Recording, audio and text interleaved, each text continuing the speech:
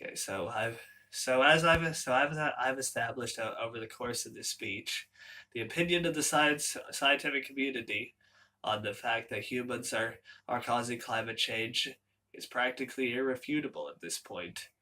And I, for one, am grateful for the tremendous amount of work that climatologists have done.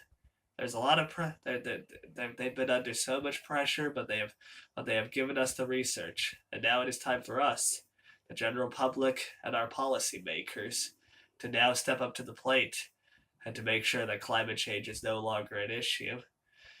Like I mentioned before in my last point, there are so many great ways that we individually can decrease can help the environment, and we should all be doing all of those things as best as we can.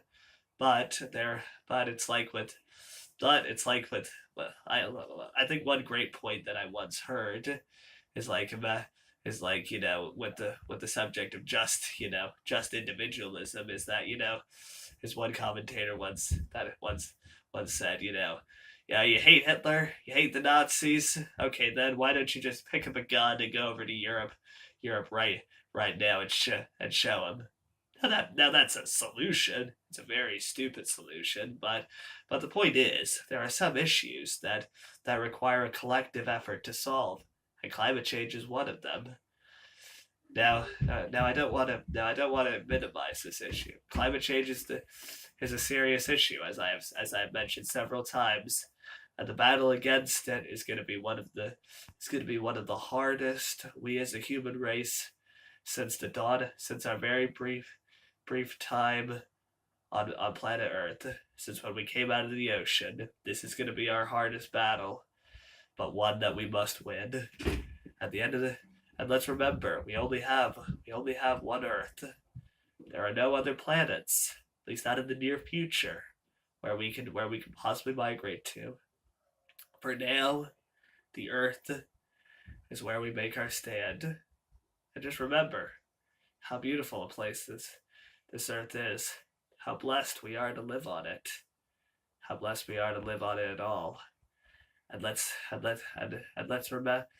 remember that we share this planet, not just with species of animals that aren't human, but also with our children, our grandchildren, and our great grandchildren. I feel like they should be allowed to grow up and to live in a planet that is safe for them. They should not have to pay the costs of our short-sightedness. Let's no longer prioritize the short term over the long term. The long term is what counts. And the long term is what will in the long run bless not only us, but also the but also our but also those of our descendants. And may as many people and may this earth still stand for as many people for as long as possible.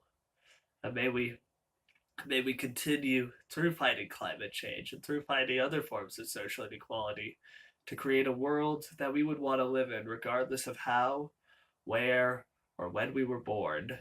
And let's and of course that's big, but it takes small steps. Small steps are always bigger than no steps. So I invite you to contact your member of Congress today. They represent us. They're making laws for us. So let's make sure that they are actually representing us.